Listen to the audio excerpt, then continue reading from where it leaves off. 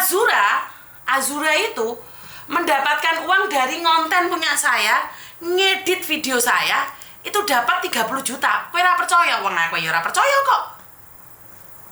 Ya, Azura itu yang patut kalian curigai. Halo? Apa? Hah? Apa Weben? Terus?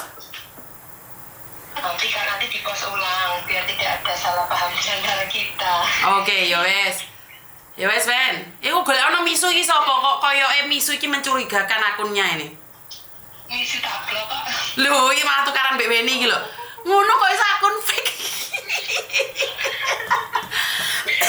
Oke. Oke, ya makasih ya, Ben ya. Iya, sama-sama. Bye-bye. Iki lho, kok iso dadi akun fake wong misu mbek Weni iki lho ra cocok rek. Lha kok iso dadi akun fake lho dia. Mbek Weni diblok misu iki. Ah, engkel-engkelan ae. Ada tak dadekne mantuku misu iki suwen. Aduh. Oh iki tulisan Jepangnya mbok diganti misu ngene ben terkenal. Wis tak celak-celuk. Azura anake Atta Halilintar bukan. Azura ki anakku. Oh isa Azura anake Atta Halilintar piye to iki? Azura ki anakku. Tapi ndek TikTok tok dek iku. Iki saiki wong nginceng-nginceng karo jengat-jengat untune. Azura mendapatkan uang 30 juta. Weni entuk duit 10 juta. Akune di Indonesia kabeh. Terus mari ngono. Sopo neh? Misu. Second akunnya Miss Yuni jarene. Kenapa sih banyak orang yang membagikan informasi? Karena saya tidak ngeklaim satu pun video saya yang diambil oleh orang. Saya itu belum pernah ngeklaim video saya sendiri. Saya belum pernah. Saya tidak pernah mengeklaim. Nggak pernah nyenggol Weni Miss. Makhluk aneh ku ya wis padha ae. Ini wis ngono kuwi bathuke ombo mangane gampang tersinggungan. Padha karo aku ya jarno ae. Jadi kenapa? Banyak anak yang mau membagikan informasi karena saya selalu ngajarin sama mereka. Pertama, kalian jangan tujuannya untuk mencari jenang, cari jeneng. Nah, itu dilakukan oleh Weni, termasuk sama Misu, termasuk sama Azura. Weni dan Azura, Misu ini pelanggaran terus dulu-dulunya. Padahal saya nggak pernah ngeklaim, tapi akhirnya mereka tetap memberikan informasi. Followernya Misu mungkin lebih sedikit, tapi penontonnya Misu sama saya itu lebih banyak Misu. Bener gak?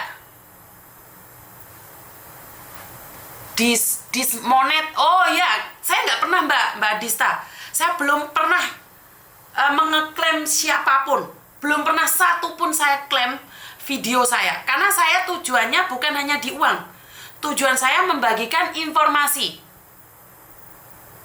Jadi membagikan informasi, tujuan awal membagikan informasi. Kenapa Mbak Wanti ini ditemukan? Itu bukan di konten saya, Mbak. Mbak Wanti ini ditemukan itu di kontennya Gibran Cinta Kasih. Oh, Gibran anak Pak Jokowi ya? Ya jelas terkenal, Gibran. Jadi itu di videonya Gibran, dikomenin di videonya Gibran. Maka, saya telepon masuk. Halo? Kenapa Mbak? Halo, selamat siang Miss Yuni. Selamat siang, kenapa Mbak? Mbak, aku mau tanya ya. Kenapa Mbak? Ini ya Mbak, kemarin kan aku udah kerja di majikan ini udah temanku ada nih kerja di majikan ini udah mau 4 tahun. Terus kemarin libur itu ID card-nya jatuh pas libur. Lah tadi pagi dia diterminate sama majikannya dan nanti sore diantar ke airport langsung. Gimana kayak gitu ya Mbak ya? Duh, ya kan ini tanya agentmu sayang, jangan tanya Miss Yuni. Enggak, mau tanya kasus agentnya nggak mau ini, majikannya langsung antar ke airport, nggak langsung ke berusaha sama agent yang lain lagi. Nah, di situ kan kalian punya hak 14 hari di Hong Kong sayang. Ya, yang aku mau tanyakan ini gini loh Miss, ketika majikan kita ngantar kita ke airport, apakah kita ada hak untuk nggak masuk ke nggak flight kayak gitu? Ya boleh, tapi masalahnya kalau kamu nggak flat, kamu mau ngapain di Hong Kong? Mau overstay, mau kabur? Enggak, mau cari majikan. Itu masalahnya. Kamu di Hong Kong berapa lama? Udah hampir 6 tahun. Hampir 6 tahun dipaksa majikan untuk pulang. Iya. Wow. Wow. Nanti sore diantar. Kapan? Nanti sore jam 5 flightnya. Wow. Kenapa seperti itu? Kan dia bisa datang ke KJRI dong. Karena dia berhak untuk komplain sama KJRI karena dia kan punya waktu juga 14 hari di Hong Kong. Oh, ya makanya saya tanya Miss Nuni, berarti kita ada 14 hari di Hong Kong ya? Betul. Nanti, Betul. Terus yang kedua, yang masalah ID cardku tadi hilang itu, apakah bisa proses majikan dan langsung lapor ke polisi itu ID card hilang? Sebenarnya kalau ID card hilang nih, yang penting kamu punya fotokopiannya atau apa, lain kali lagi balik Hong Kong sini bisa buat lagi sayang, nggak ada masalah tentang itu. Oh, berarti nggak ada masalah tuh walaupun kita nggak flight nanti ya Miss ya? Jadi masalah kalau dia overstay. Oh, overstay. Oh, jadi aku bisa datang ke agent Miss Yuni ini nanti? Nah, sekali lagi saya bukan agent, yang agent Koko Thomas. Iya, aku bisa ke agent Mas Thomas. Boleh, selagi kamu tidak melakukan kesalahan lain, mencuri atau apapun ya. Oke, Miss. Oke.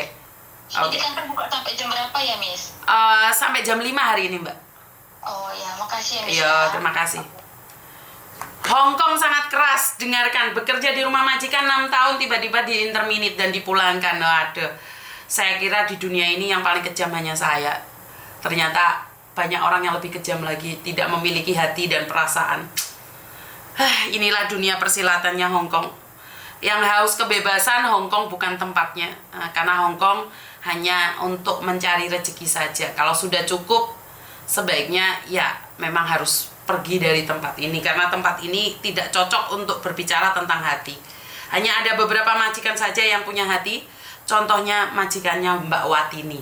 Jadi sekali lagi terima kasih orang baik. Berkat Tuhan mengalir atas hidup kalian semua. Jadi Hong Kong guys, ojo nggumun. Jadi saya rasa kemarin menjadi momen-momen yang sangat jos gandos buat orang-orang yang ingin tahu tentang Hong Kong. Jadi itu menjadi hal positif dan negatif. Dengan begitu saya bisa introspeksi diri. Tapi sebenarnya untuk membuka mata dunia persilatan bahwa Hong Kong itu dari dahulu kala sudah seperti itu. Tinggal kaliannya aja tahu atau enggak. Jangan cuman bahas satu kasus saja. Kasus masih banyak lagi. Ya, saya tidak akan pernah berhenti berjuang. Meneruskan kasusnya Mbak Watini tadi. Mbak Watini itu ditemukan bukan dari saya. Yang menemukan adalah Gibran Cinta Kasih. Jadi yang menemukan Mbak Watini itu bukan saya. Tapi kontennya, konsepnya ke Gibran Cinta Kasih. Jadi Gibran Cinta Kasih itu membagikan. Jadi Gibran Cinta Kasih sebenarnya yang punya channel, bukan saya. Terus Mbak Suparmi juga bukan dari channel saya yang menemukan.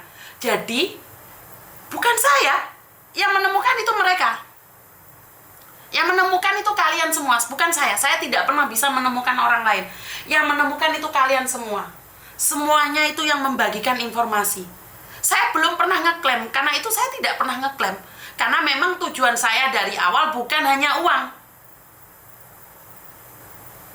Asal tidak diblokir Miss Yuni, duniaku tetap indah.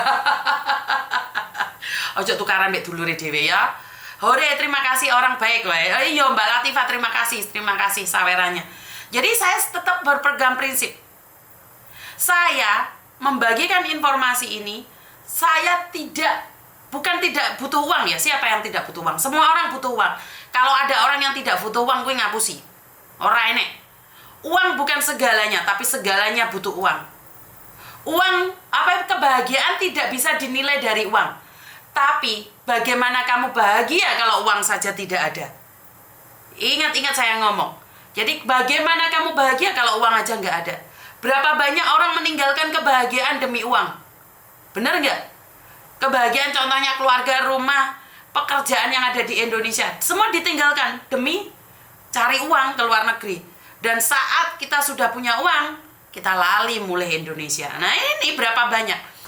Dan sangat-sangat menarik sekali di akhir-akhir cerita banyak orang hilang dan menghilang. Kenapa? Kok bisa? Nah ini yang perlu kalian tanyakan pada diri sendiri. Kenapa? Jadi orang hilang, orang menghilang itu banyak sekali. Akhir-akhir ini seperti itu. Salah. Mereka ngilangnya itu sudah 10 tahun yang lalu, 20 tahun yang lalu, 8 tahun yang lalu. Tapi karena channel saya, mereka itu mencari. Jadi bukan hilangnya sekarang karena ada kontennya Miss Yuni. Benar apa ora? Jadi bukan karena ada kontennya Miss Yuni terus marah ngomong iki padha ilang ora. Kuwi mau wonge wis ilang wis sowi, terus saiki ada channel gak jelas, yaitu channel saya. Channel saya itu membahas apapun yang ada. Termasuk orang-orang yang bukan pembekam pun menjadi bekam. Terus mengatasnamakan saya.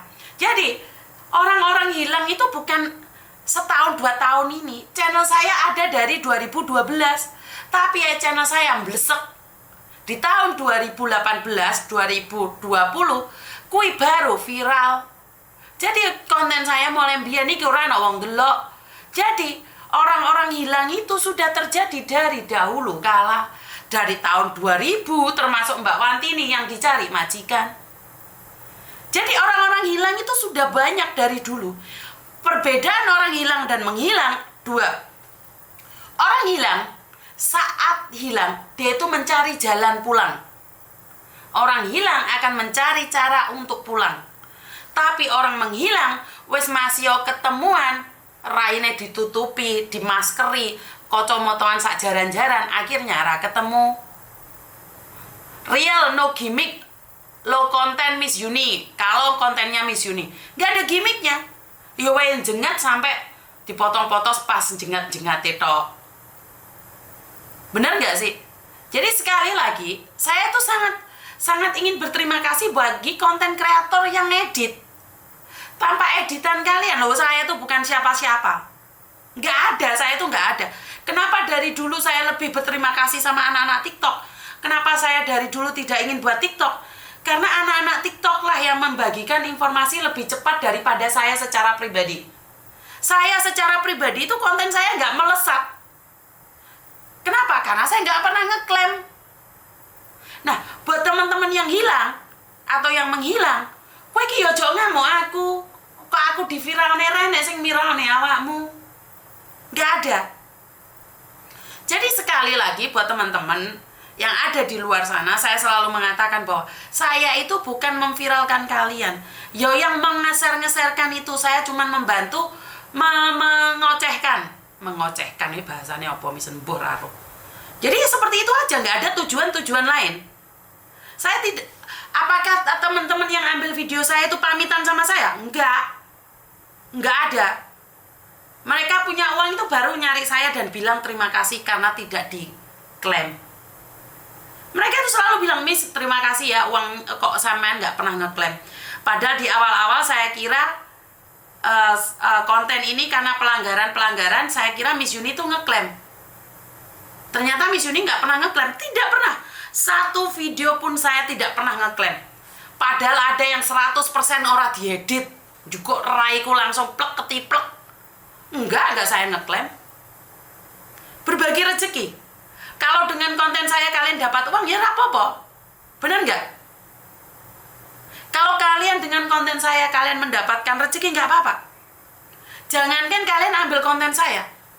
Kalian ngide ndasku untuk melayang ke atas saja saya nggak membantah kok. Saya nggak klarifikasi kok. Silahkan. Apalagi kalian yang ambil video saya dengan cara baik-baik, membagikan dengan cara baik-baik. Saya nggak bakalan ngeklaim.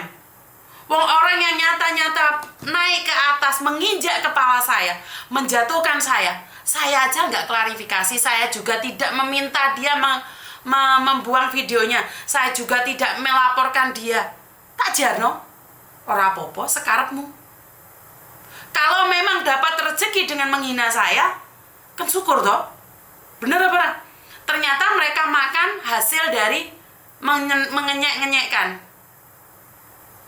Mengenyek-ngenyekkan saya, mereka dapat viewer, mereka dapat rezeki, mereka yo apik no, menurutku apik. Mereka nggak salah. Karena mereka hanya ada cara untuk menjatuhkan saya, mereka bisa makan sesuap nasi dari saya. Itu nggak apa-apa. Itu nggak apa-apa. Sampai sekarang ada yang ngedit masa lalu saya juga nggak apa-apa. Bener nggak sih? Jadi kalau terkenalnya gara-gara saya, nggak apa-apa. Kan bagus toh, seneng toh. Yang dibahas tentang Miss Yuni aja membuat viral.